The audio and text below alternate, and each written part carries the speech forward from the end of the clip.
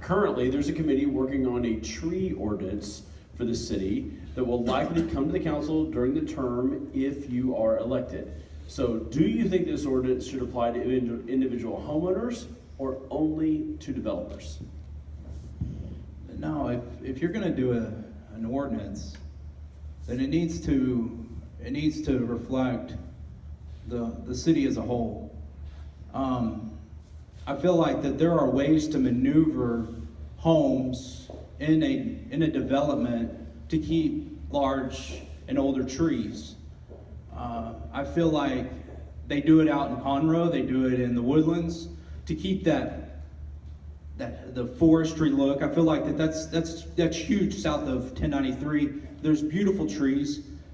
It's beautiful down there. It's an oasis. I think you said it one day. Let's keep that and let's develop around what God's created for us. This is our backyard. Let's keep it beautiful. Okay, thank you. Mr. Ariel, what would you say? In my opinion, trees are very important resources of this planet, and we should protect them as far as possible. And I think the ordinance should affect individual homeowners and also the developers, I think. The developers will probably agree with what our ordinance say and put like 3 trees on every home, and the homeowners, if they are not impacted, then they will eventually, oh, I don't like this tree, and cut it out, So I think it should be even, and the developers as well as homeowners should be responsible to keep the trees strong, to keep the trees live and shaded. And I think for the developers especially, because when we see development going on around our community, they totally make it flat, barren. It's like a desert. So actually I was taking my son out to one of the developments. He was like, oh, this is a desert, it is awesome. But that's not how we'd like our new developments to be. We'd like the old trees to stay there. I could see that there was trees, a lot of trees in that backyard, on my backyard. But now all the trees are gone. I guess the developer are gonna put some new trees, but we have to give them some incentive or put it on the ordinance that those old trees need to stay. They have a lot of history. Some people may have climbed that tree and they remember it for the rest of their life. Those trees have memories. So we need to keep those trees. Those are gonna give shade to the community. They are very important. So I support the trees. Thank you. Okay. Mr. Gill. I love trees too. Who doesn't love trees? My wife and I, when we bought our land in Fulshear, it's not a lot of land, it's 3 acres, but we started with four trees on the land. I think we've now probably got close to 20 fairly significant trees that have grown up. I know my neighbors feel the same way, and I believe that people generally are good stewards of their property and their trees specifically.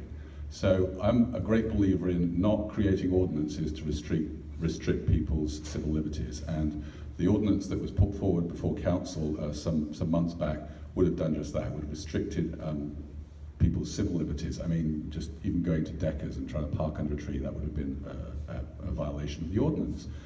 There were numerous issues with the ordinance that I had personally, and I know that a number of other residents did, or citizens did, and so that was actually removed from City Council's consideration.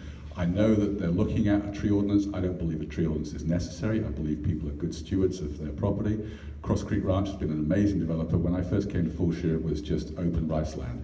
There are now more than 5,000, I can't remember the number, it's an amazing amount of trees, 50,000 I think trees in Cross Creek Ranch. They've done an amazing job. So personally, I don't think it's necessary to have a tree ordinance. I think it may be appropriate to have restrictions on future developers in future development agreements. Thank you. Okay, Councilwoman McCurdy. I too am a fan of trees. In fact, trees are part of our character in Fulshear. But I'm also a fan of not over-regulating and not stepping on personal property rights. There have been several versions of the tree ordinance that came out. One of the first versions that came out did exactly that. It trampled on personal property rights. I, like Mr. Gill, think that people are a good steward, generally, of their trees. They add character, they have benefits to their home, they have benefits to the environment, and they just define who and what Fulshear is. The current tree ordinance committee that is meeting together, they're looking at a whole different variety. They're taking in, they have an urban forester on their team. They're listening to them. I do like the canopy effect, and I've been to some of their meetings. I think that that's a good approach. I don't necessarily know what the ordinance is going to look like. I can also attest to the fact that we have quality developers that we are attracting to this city. So much so that we don't even have a tree ordinance, and in the recent Polo Ranch that will be coming online soon, the developer stepped up and said, we want to protect trees. We want to keep the charm and character of this community, and they voluntarily agreed to a tree site plan that I think will be beneficial to our extraterritorial jurisdiction. So I'm interested to see what comes out of the committee. I'm very careful not to violate personal property rights and not overregulate for the sake of overregulating.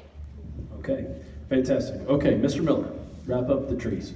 I believe that farmers and ranchers are the original environmentalists.